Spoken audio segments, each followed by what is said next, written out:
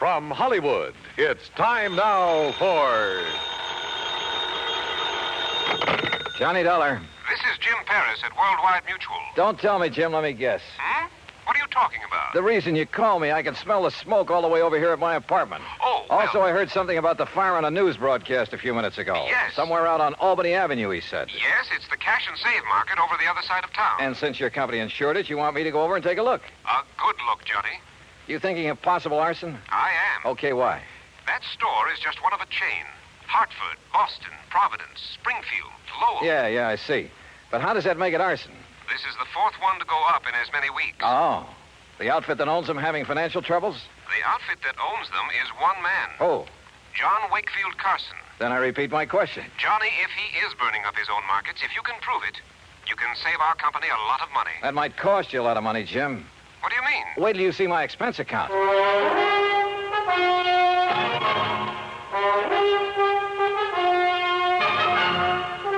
Bob Bailey in the exciting adventures of the man with the action-packed expense account.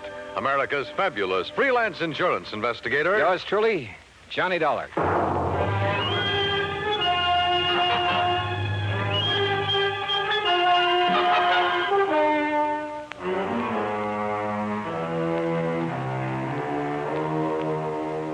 Expense account submitted by Special Investigator Johnny Dollar to the Worldwide Mutual Insurance Company, Home Office, Hartford, Connecticut. Following is an account of expenses incurred during my investigation of the Carson arson matter.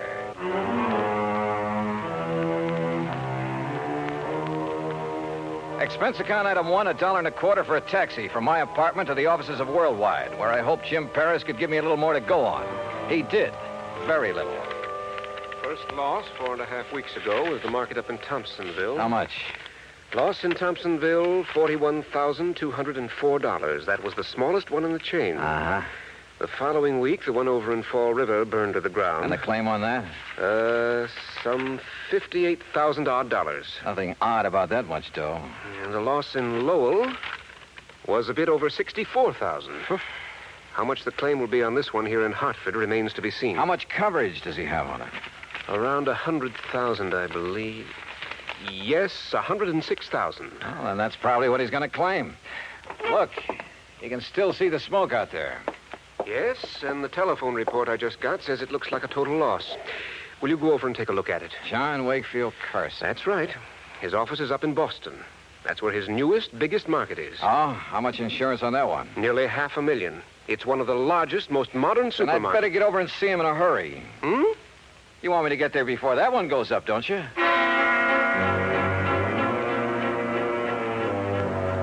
Expense account item 2, $450 for a cab to the scene of the fire, way out on Albany Road. 3 or 4 fire companies were hard at it.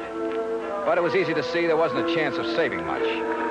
It struck me that this location, part of a brand new residential area, was about as far from an established fire company as it could be. I wondered for a moment if this was deliberate. I finally ran down Hal Gibbons, an old pal, and one of the best men an arson squad ever had. Stick your nose up in the air and take a deep one, Johnny. You smell it? Well, it's not kerosene, Hal. I don't think it's gasoline either. No, but it's something highly inflammable. The boys of that chemical truck could get it out. Might learn something. Of course, these stores always stock a lot of cleaning fluid, stuff like that. Most of them are not inflammable. Well, how about... Johnny, look out!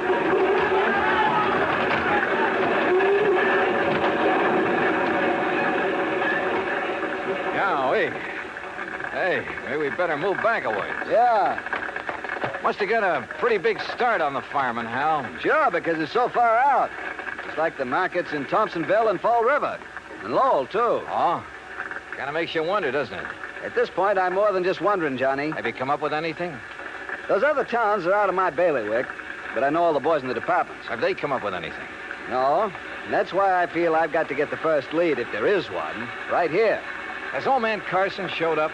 No, not during any of the fires. He just sits calmly in his office in Boston, mutters something philosophical about the vagaries of fortune, and lets it go at that. And files a big fat insurance claim. I think I want to see that guy, Carson. I don't think it'll do you any good, but go to it. Know anything about his financial situation? He's loaded. Multi-millionaire. And boy, what a queer one. What's that mean? A regular nut. Always quoting Shakespeare, the Bible, poetry, but a good businessman. You sure he hasn't got some big investments, something like that went bad on him recently? I'm sure. There has to be some reason. No, get back, I tell you. You gotta stay back of the line. Want to keep your job? You tell your chief I'm here, and I want to know why this fire got out of hand. Well, who's that? Now, look, miss, I got orders. Don't choke on them. It's all right, Jerry. I'll take care of her. Whatever you say, Mr. Gibbons, but I got orders. It's okay. Well, Miss Carson, it looks like you're losing another market. This is the fourth one. The fourth one and a little over a... Say, don't I know you? I'm afraid I haven't had the pleasure. Miss Margaret Carson, this is Johnny Dollar. The insurance investigator. Good. Now, maybe we'll get somewhere. Oh, this is... Walter. Walter! Yes, Margaret? My fiancé, Mr. Dollar. Walter Smitten. Smitten? Hello, Walter. Mr. Gibbons? Walter handles the legal end of things for Dad. Oh, I see. Next president of the company, Walter? I? In the grocery business? Oh, no, sir, thank you. The legal end is enough for me. Well, what do you think about these fires? 4 in a row. Well, if I were you, Mr. Dollar, I'd suspect arson. Oh, Walter, for heaven's sake. Why, Walter? Someone trying to put Mr. Carson out of business, something like that. Put Father out of business with a couple of fires? Huh. Miss Carson... Come on, Walter. We've seen all we need to make the final report to Dad. Goodbye, Mr. Dollar. Carol. Yeah. See ya. Like a motive, Johnny? That Walter character? If he marries Margaret Carson, then he doesn't seem to like the grocery business. Yeah. But if he could get the money from it. Yeah. I see what you mean.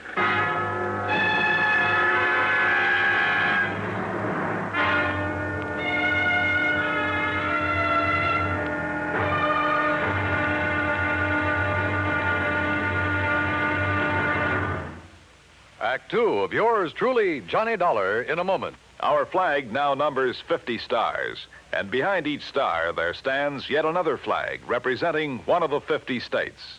South Dakota's state flag was inspired by a song. South Dakota is the Sunshine State.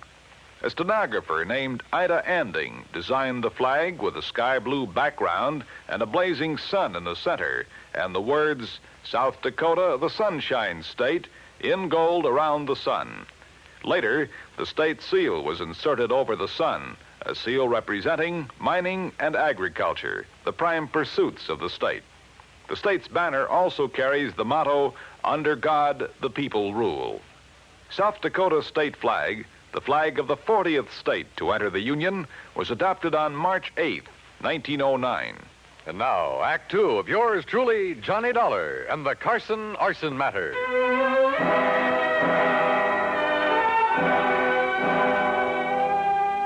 Expense account item 3, 20 cents, phone call from a booth near the scene of the fire. I wanted more information from Jim Paris at Worldwide Mutual. Information about the policies covering the 13 cash and save markets, 4 of which had recently gone up in flames. I waited in the phone booth until Jim called me back. Johnny Dollar. Jim here. Oh, good. All right, here's the list of markets, Johnny, in the order of insurance coverage, starting with the smallest amount. Go ahead. Thompsonville, Fall River, Lowell, Hartford. That's the same order in which they burned. Exactly. Okay. Which remaining store has the next biggest coverage? Salem. Okay, I'll start with Salem. What are you thinking of, Johnny? It's just a hunch, Jim, but... Well, I'll call you later.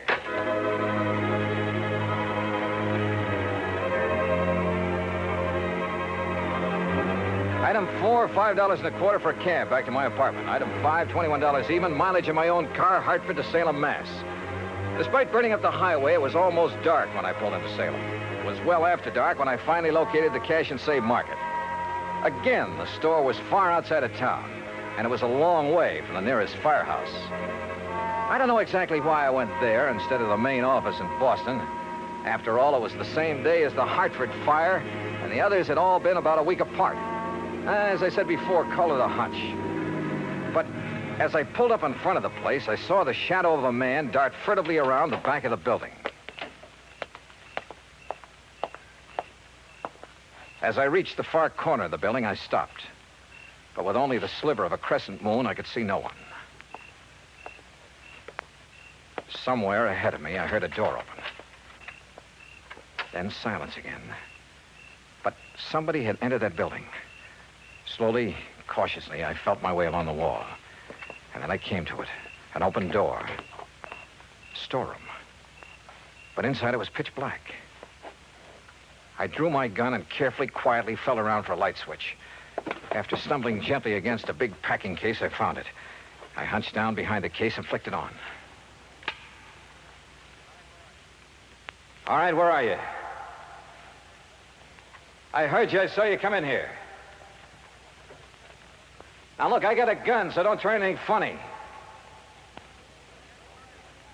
You hear me? Where are you? Right over your head! Oh! I must have been out a long time. I came to lying on a cot in the back room of Salem Police Headquarters. A couple of gallon jars. Can you hear me? Yeah. Yeah, I can hear you. Yeah. Well, it was a couple of big gallon jars of kosher pickles that he dropped on top of your head. He, officer? Well, I'd like to split your head open. So he brought you in here to headquarters and had the doc look you over. Up. Easy now. Oh, yes. Doc says no permanent harm done. He gave you a shot to make you sleep and rest. Now, how about this cup of hot coffee? Yeah, sure. And about a dozen aspirins. My head feels like... There you are. Thanks. But you said he. Well, according to him, you left yourself wide open when you sneaked in there after him. And then to turn on the lights. Son, you've got a lot to learn. Okay, so I pulled a boo-boo. But do you know who it was that slugged me? Of course, son. He brought you here. Who? Owner of the market. What? Mr. John Wakefield Carson. Item 6, $2 more mileage on my car. This time down to Boston and the main office of Cash and Save Markets. To the private office of John Wakefield Carson. Please be calm of mind, all passion spent, Mr. Dollar. What? That's from Milton. Please sit down. Now, look, Mr. Carson, about last night. Baydock plays tricks upon us all. It did so in bringing us together last night. How did you know I was going to investigate that market of yours up in Salem? Well, I didn't know. But look, you young man. Yeah? The fires which destroyed those 4 markets did so in order their value to me. So I found out. And possibly then the next to go would be the store in Salem. For that indeed is next in order of value. It figures. Or perhaps 'twas mere coincidence those accidents occurred in that order. Accidents? Remember, coincidence breeds further coincidence. That's a quotation from Bresco. Now listen to me, Mr. Carson. So for that reason, I decided to inspect the Salem store myself. Inspect it, huh? To make sure there'd be no possibility of spontaneous combustion there. Let's get one thing straight right now, Mr. Carson. Yes? I think those fires were set. And if you'll come down to earth... Possible, I suppose. It was Shakespeare who said, fire answers fire. Through their paly flames, each sees the other's umbered face. Listen to me, will you? Of course. I think you set those fires, or had them set. Why, Mr. I think you were going to burn down the store in Salem until I came along. Well, when I saw you there, I thought that was your intent. Oh, sure. All right, tell me this. What do you plan to do with the insurance money, if you get it? Rebuild? Bigger and better stores where the old ones stood? Oh, no. Or did you find out you hadn't made them big and modern enough for those real estate developments where they were located and decided the cheapest way for you to do... No. To build again where tragic dealt the fate. Forget the fancy quotes and answer my question. Shakespeare said, you tread upon my patience, sir. Look. It's most enough to make a deacon swear. That's by James Russell. Mr. Carson. What disposition of the funds I choose to make is mine alone to settle. And from my heart. Carson? Enough. I've had enough of this. Now be on your way. No, wait a minute. Be gone, Dollar. And irk me now no more. No, you wait. From your heart, you said. Now I have said enough. Henceforth, my lips are sealed. Okay. But you know something? I think you've told me who might have set those fires. And if you'll answer me just one more question. No? Okay, we'll see.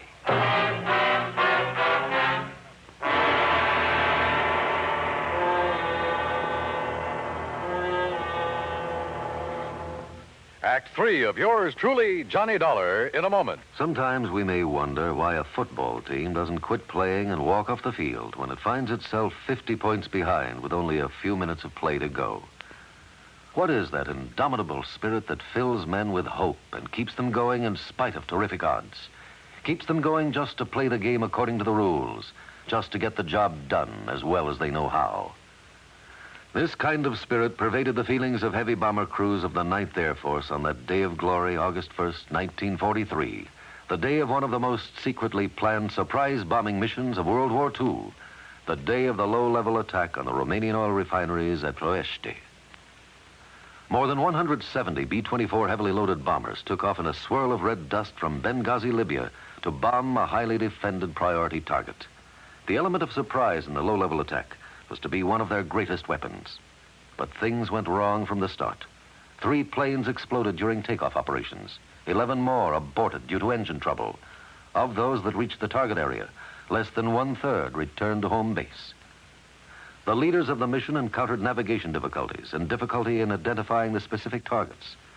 And due to the loss of that elemental hope, surprise, they also encountered devastating enemy firepower from flak and fighters. The mission was partially successful, but a horrifying experience. 5 medals of honor were awarded to the heroes of the Ploiești raid for valorous action above and beyond the call of duty. At any time, the men would have been justified in turning back. But they had a code of conduct that made them want to see the unequal game through to the end. It was a job that had to be done. A charge of the Light Brigade in the air as they flew down the Valley of Death to glory. And now, Act 3 of yours truly, Johnny Dollar, and the Carson Arson Matter.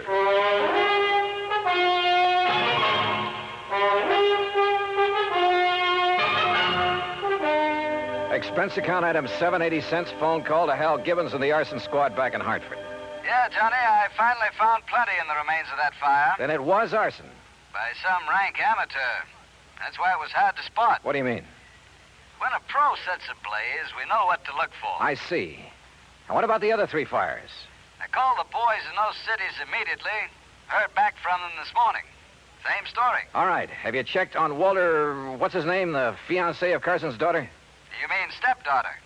Stepdaughter? I have, and that's what stops me. Alibis, huh? Perfect.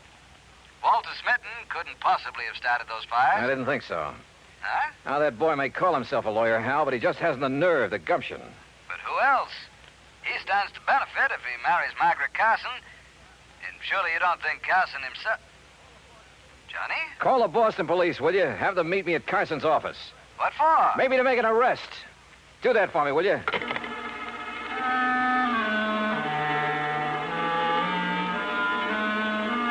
Hunch? Maybe it was more than a hunch now.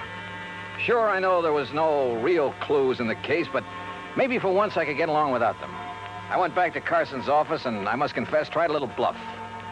Court? You'd hail me into court? That's right. Unless you open up and tell me what I want to know. Very well. Speak to me as to thy thinkings, as thou dost. And you can forget the quotations. Walter Smitten is your lawyer, isn't he? A timid but an eager lad who saved me many a fall. You like him? Like a son. I would he were my son. For as the Bible says, a wise son maketh a happy... All right. Oh, yes. You have a stepdaughter, Margaret. Alas, I have. Okay. Now, who is to get the insurance money you may collect? Well, that, sir, is none of your concern. You going to talk now, Mr. Carson, but or it's in court? A family matter. Who gets it? I pledged to my wife before she died that Margaret would have all monies from any profit, any monetary gain of any kind, of any of my ventures. That would include the insurance money. I see. That, Mr. Dollar, was my pledge, and oh, how I have rued it. Why do you say that?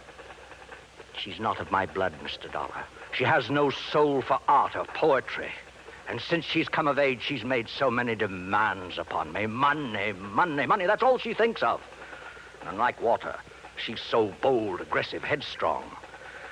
Were it not for Walter, I'd mistrust her every move. But if he's in love with her? Because she demands he be. And why?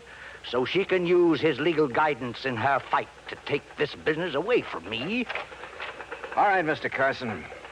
I haven't notified the authorities yet, but I've found proof that Margaret is the one who started those fires. You what? And you've just told me why. Because the money would go to her. Oh, Mr. Dollar, I'm glad. I've suspected, yes, but because of family honor. No, I'm glad you have proof. At long last, it will take this millstone from about my neck. Proof, huh? Margaret. Well, Dollar, you'll never live to tell the authorities. Margaret, that gun. Unless you'd like to make a deal, Johnny. Could be worth a lot of money to you. I'd even promise not to set any more fires. Oh, you were right, Mr. Dollar. Unless I'm mistaken, Margaret, the man who just came in... What man? Who heard your little confession is from the police department. You trying to make me look around so you can grab for this gun? Oh, no. Fact remains, he's standing right in back of you. That's right, Margaret. What? No. No. Oh, my hand. My hand. Oh, my hand. How sharper than a serpent's tooth is an ungrateful child.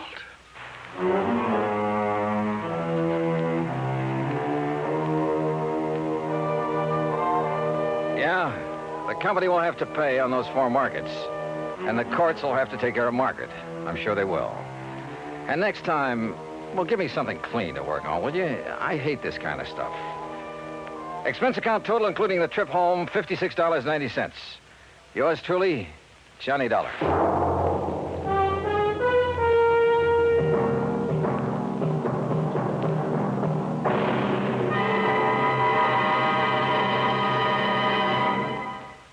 Our star will return in just a moment. Our flag now numbers 50 stars, and behind each star there stands yet another flag representing one of the 50 states. Oklahoma's state flag depicts an Osage warrior's circular buckskin shield from which hang 7 eagle feathers. Across the shield is the Indian's calumet, or pipe of peace, crossed with the white man's peace symbol, the olive branch. On the shield are small crosses, the Indian's graphic sign for stars, indicating lofty ideals or a purpose for high endeavor. The background of the flag is a field of blue, the blue of the Oklahoma sky, signifying loyalty and devotion. The important symbols, however, are the calumet and the olive branch. These override the shield, the symbol of war, and bespeak a predominant love of peace by a united people.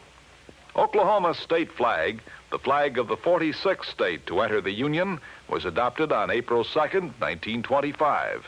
Now, here's our star to tell you about next week's story. Next week, the Rolling Stone matter. Remember that old saying about a rolling stone?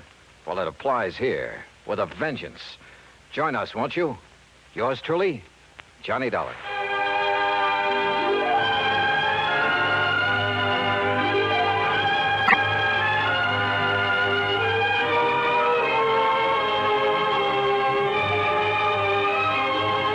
Yours truly, Johnny Dollar, starring Bob Bailey, originates in Hollywood and is produced and directed by Jack Johnstone, who also wrote today's story.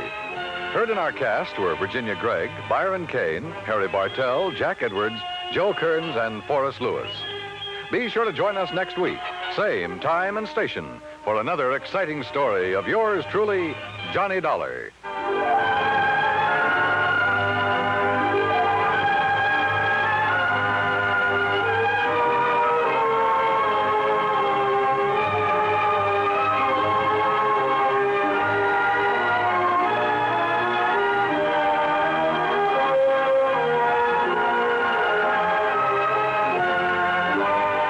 This is the United States Armed Forces Radio and Television Service.